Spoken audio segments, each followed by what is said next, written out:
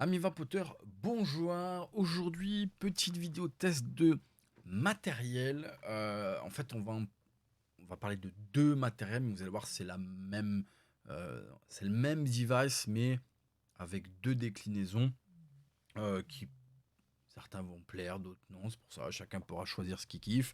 Et on va le voir, donc, ils ne changent pas énormément en termes de déclinaison, si ce n'est la batterie et un peu le format qui est légèrement différent. Donc on va chez Aspire pour tester la série des Venom. Donc comme je viens de le dire, Venom c'est le device, d'accord. Et il y a le Venom LX et le Venom EX. Donc un qui fonctionne avec une batterie intégrée et un qui fonctionne avec des accumulateurs interchangeables, d'accord. Et donc c'est la différence principale. Et bien entendu, celui qui a la batterie interchangeable, on va le voir, et en termes de format, un chouille plus. Un chouille plus. Alors, c'est vraiment pas grand chose. Donc, je mets les deux devices en gros plan. On va faire le tour de ça. On va montrer quelques manips, etc. Qui est possible de faire, parce qu'on va le voir. Hop, il y a pas mal de petits réglages et tout. Là, Aspire déboule avec un gros mode entre guillemets, où on peut faire pas mal de choses.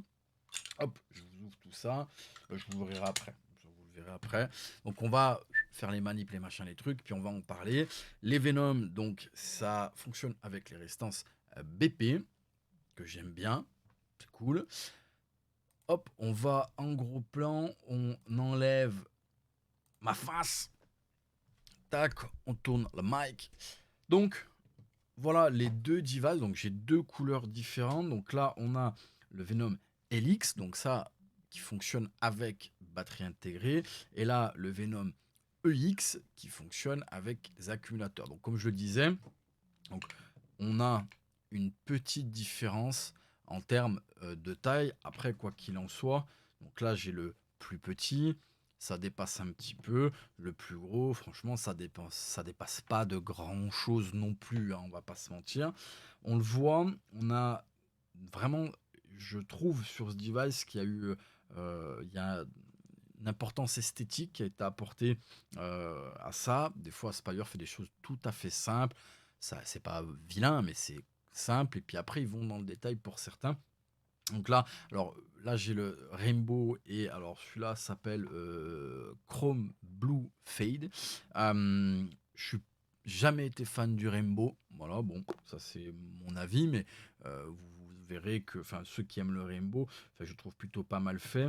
On a ici une finition type carbone qui est magnifique, une grosse gravure. On a quelque chose qui est pas trop lourd, mais assez pour donner ce sentiment de quelque chose de robuste. Et là, pour le coup, moi, je suis un grand fan de bleu. Là, on a un dégradé de bleu chrome, pareil avec un revêtement ici typé cuir. Alors, je pense pas que ça en soit, mais vraiment qui est magnifique et pareil, qui donne une impression de robustesse vraiment sympathique. Donc, ça, ça fonctionne donc avec un atomiseur donc, qui est propriétaire, d'accord. Donc là, ils sont défoncés, enfin ils sont défoncés, je les ai vapés comme jamais. Euh, Encore une fois, moi je teste le matériel, on verra le nombre de puffs qu'il y a, mais je les ai poncés. Je le pose là-bas pour pas qu'il y ait de coulure ou quoi, mais de toute façon on testera.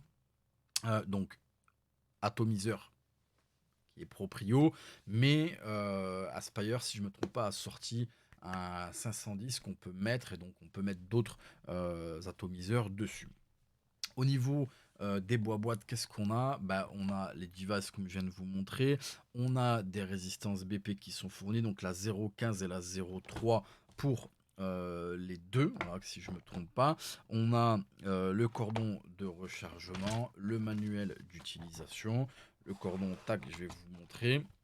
Donc le cordon qui est là. Donc moi je les ai testés. Après j'en ai des résistances BP, mais donc voilà, il y en a deux à l'intérieur. Euh, on va faire directement les mesures. Donc pour la Helix, donc je le rappelle, qui est le matériel avec la batterie intégrée.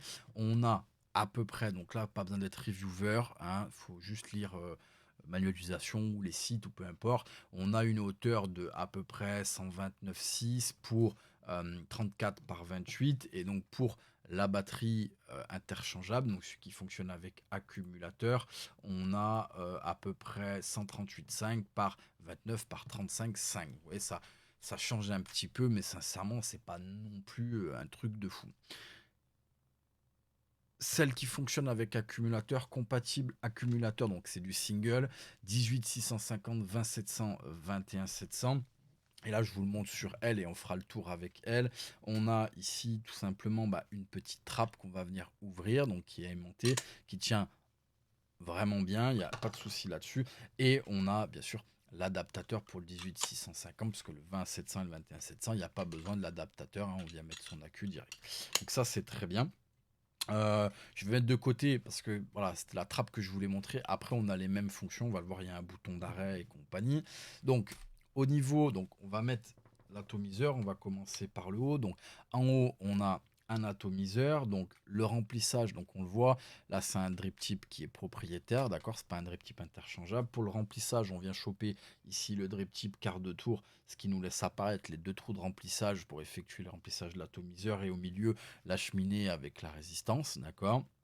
Là, l'air passe plutôt bien, mais pareil, c'est quand même plutôt bien hermétique. Faites gaffe quand vous remplissez l'atomiseur, quand on appuie sur sa bouteille, qu'on relâche, il y a de l'air qui rentre, ça peut aspirer l'air à l'intérieur et ça peut obliger le liquide à rentrer dans la résistance. Donc, quand c'est les premières mises en marche, c'est pas grave, la résistance est sèche. Par contre, après, quand la résistance est bien imbibée, ça peut peut-être un peu glouper, mais rien de très grave.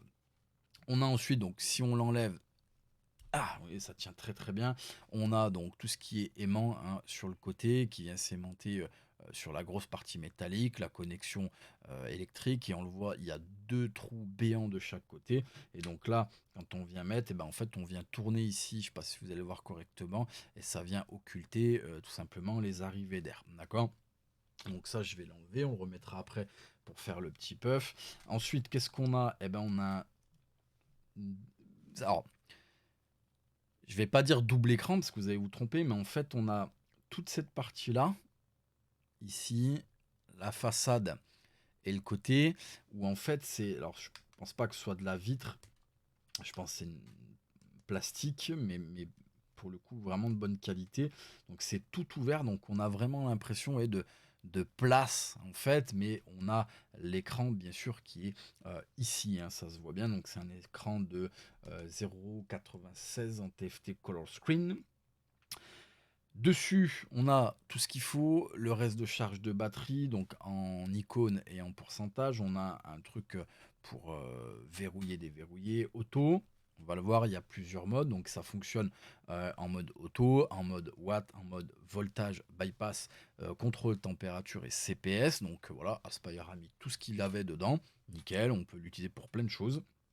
On a ensuite le réglage, hein, là, 31 watts, et on a ensuite les volts, l'ampérage, la résistance actuellement, il n'y en a pas, donc 0, et le compteur de puff, donc oui, effectivement, plus de 4800 puffs, hein, je l'ai bien utilisé. On a le bouton Fire, deux boutons, plus, moins, et ici, de quoi recharger l'accumulateur intégré. Et sur l'autre version, on peut aussi, mais moi j'ai toujours dit, je conseille d'utiliser un chargeur externe dédié. Dans les deux cas de figure au cul, on a ici tout simplement un bouton d'arrêt complet de la machine. Donc ça, moi j'ai toujours aimé. Je crois, je suis pas sûr que ce soit Spire qui ait fait ça en premier, mais il y a eu voilà deux trois marques comme ça qui ont intégré ça. Et moi je trouve ça bien de pouvoir stopper complètement tout le matos comme ça, parce qu'on le sait, si on stoppe pas complètement, il y a toujours une utilisation un peu de la batterie, une perte, etc. Et puis même, je sais pas, je préfère stopper complètement mon device.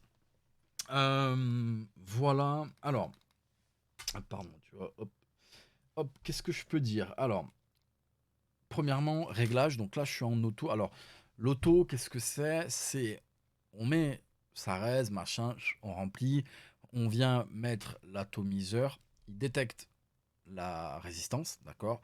Et il vous cale dans ses réglages pour lui la meilleure puissance d'utilisation avec la résistance. Et il vous bloque au niveau de la fourchette haute. Donc, imaginons que je mets une résistance entre 30 et 40 watts. Lui, il est calibré pour dire, voilà, cette raise, elle est au top à 35 watts.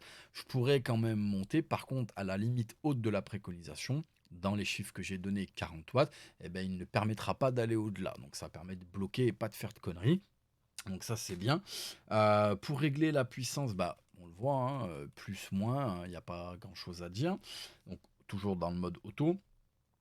Ensuite, bouton Fire, oula, bouton plus, enfin haut, on vient ici pour chercher les différents modes, d'accord? Donc j'étais en auto.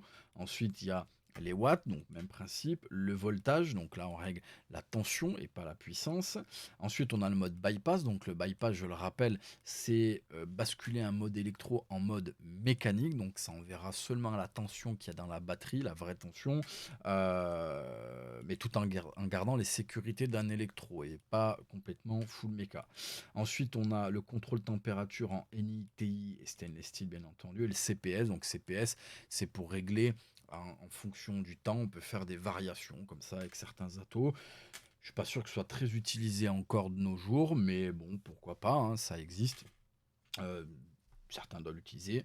Le bouton Fire, oula, le bouton moins. Alors, et je vais sortir de là, s'il vous plaît. Hop, voilà, c'était ça que je cherchais, pardon. Ici, on le voit, le petit cadenas, je vais appuyer sur le plus, le moins, ça vient verrouiller. Donc là, c'est verrouillé. Par contre, je pourrais toujours vaper.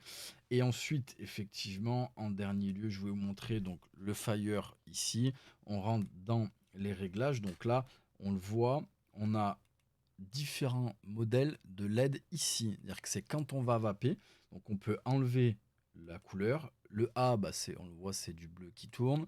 Le B, c'est du bleu qui tourne dans l'autre sens. Du C, c'est un peu arc-en-ciel, etc., etc.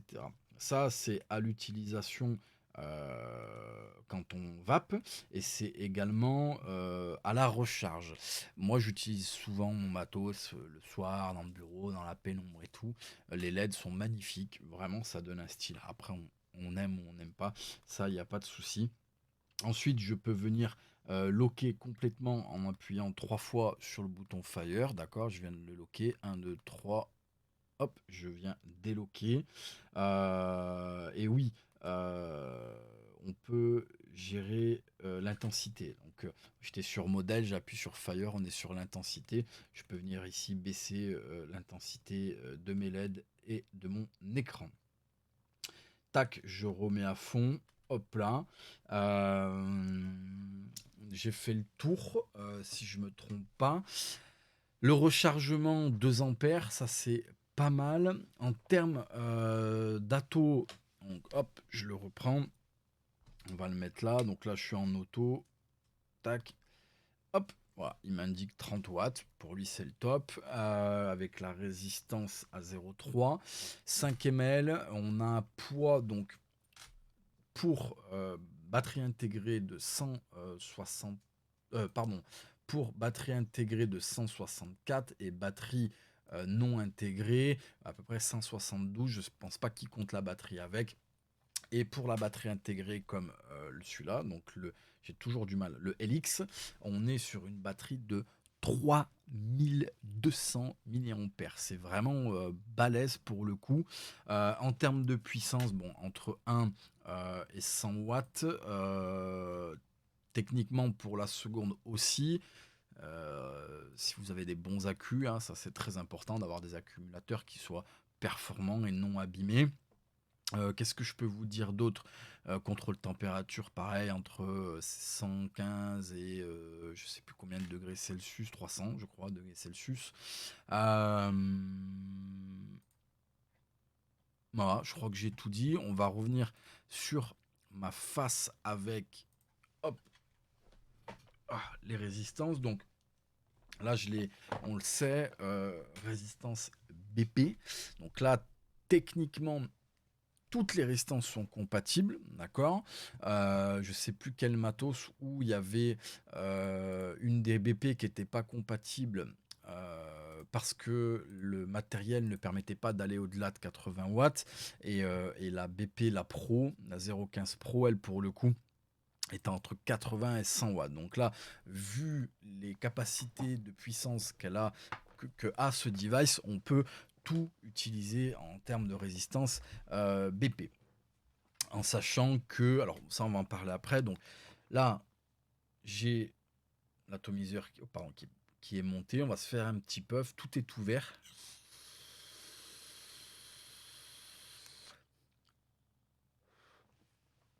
J'adore les BP, je kiffe vraiment. Donc les BP entre 30 et 40 watts, donc là je vais monter, tac, il me bloque.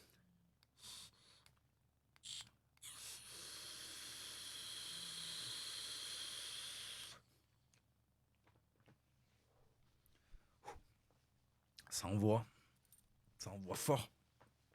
Oh, moi je l'ai dit, encore une fois, c'est mon utilisation, d'accord? Donc c'est subjectif. Moi je suis fan, mais de ouf, des 0,3 et 0,4 ohms chez BP.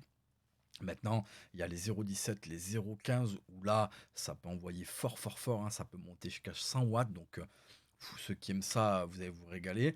Et après, par contre, effectivement, il y a les BP un peu hauts, comme les 1 ohm par exemple, où là, on est entre 10 et 16 watts. Donc, c'est compatible, on est bien d'accord, en termes de technicité. Par contre, après, en termes d'utilisation,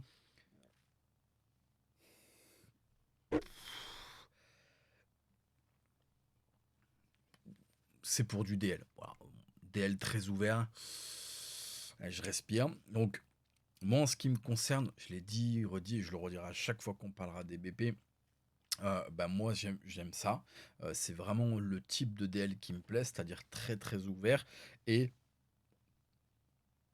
on va dire entre 30 et 40 watts. J'aime pas que ce soit trop puissant. Là, je suis au taquet, c'est un peu fort. Je vais me mettre allez, à 32 watts. Là, pour moi, c'est parfait.